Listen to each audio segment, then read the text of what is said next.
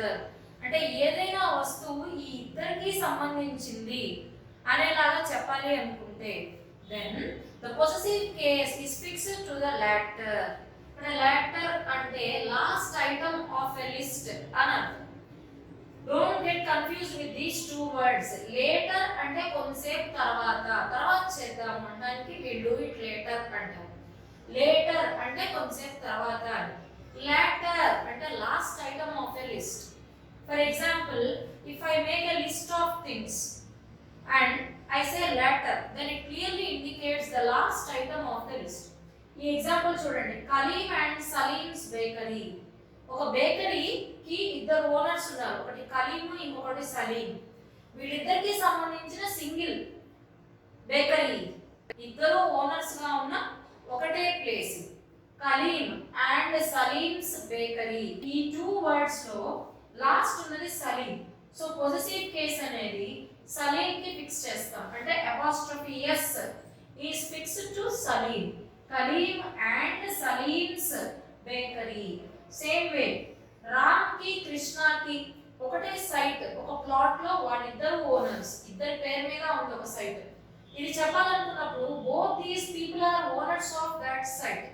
So అది చెప్పేటప్పుడు Ram and Krishna అని అన్నప్పుడు Krishna is the last item. ఈ రెండిట్లోకి లాస్ట్ లో ఉన్నది కృష్ణ. Latter is Krishna.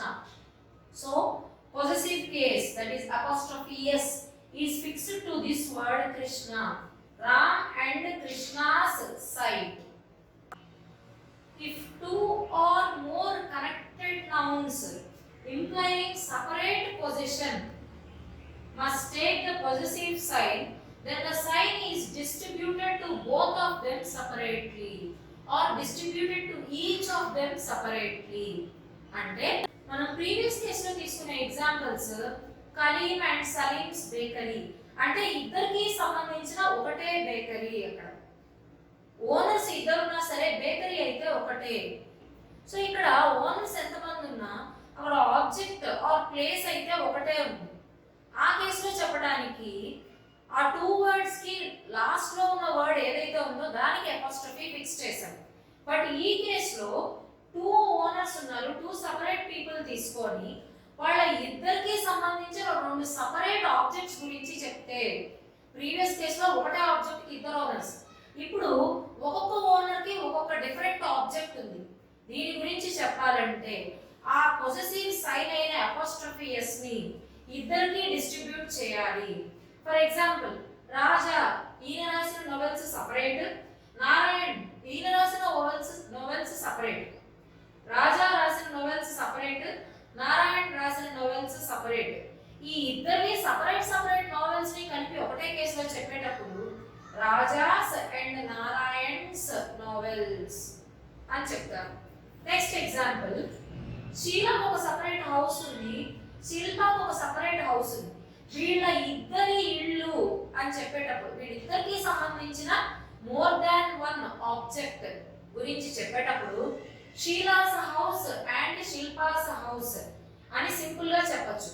లేదంటే షీలాస్ అండ్ శిల్పాస్ హౌసెస్ అని చెప్తారు. దీన్ని స్ప్లిట్ చేసి రాస్తే Sheela's house and Shilpa's house.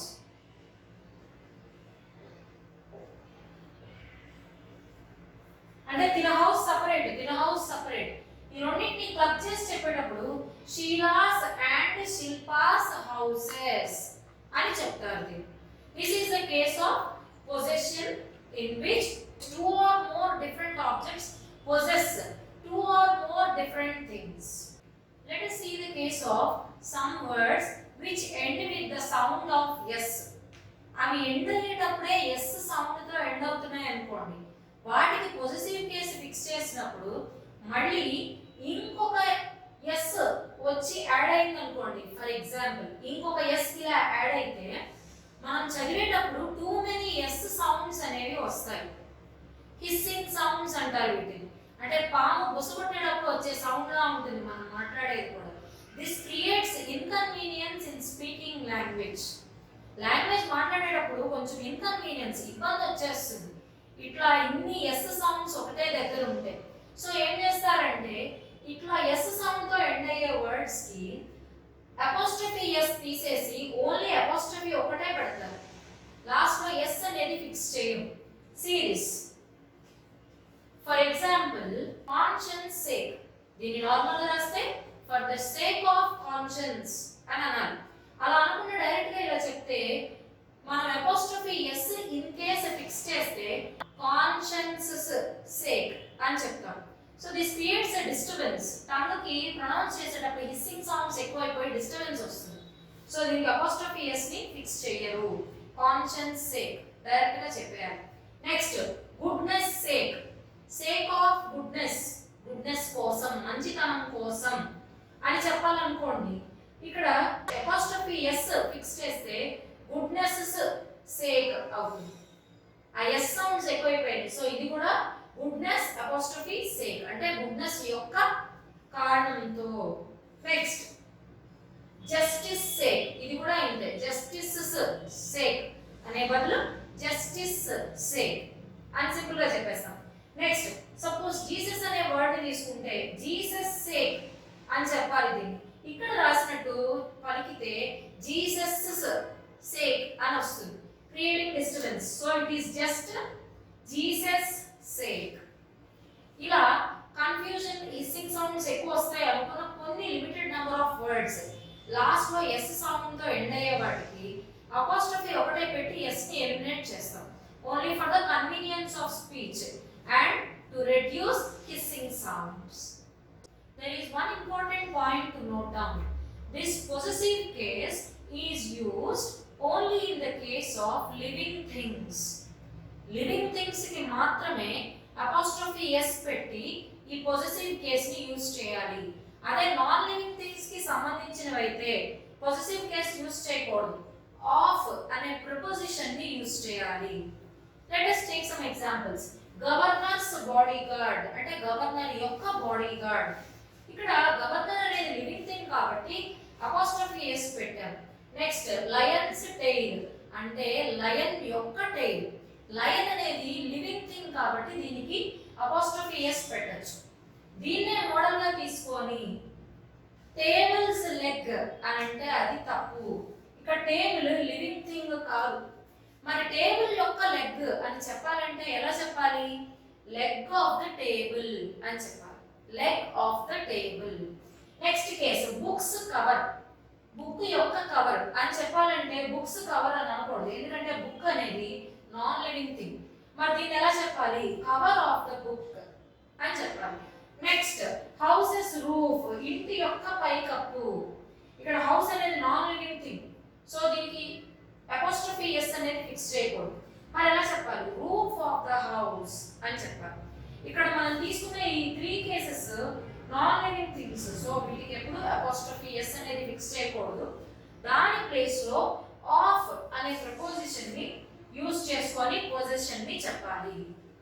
In the previous case we came to know that this possession sign apostrophe s is used only for living things and it should not be used for non-living things.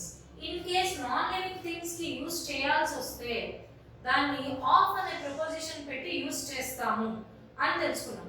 Suppose ee off ane preposition ne manam living things ki use chesam anukondi, దీనిలో మళ్ళీ 2 cases arise అవుతాయి. వాటిలో differences ఏంటి చూద్దాం.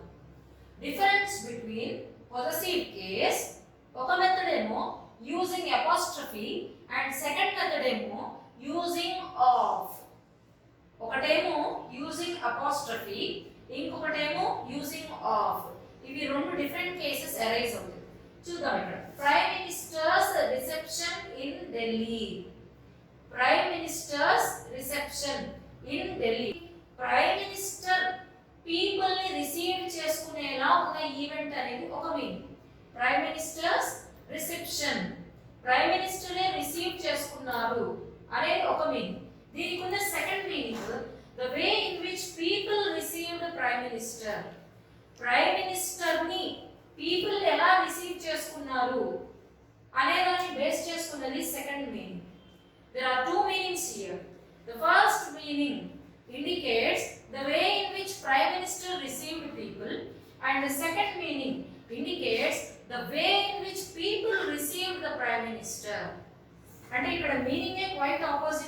అవుతుంది.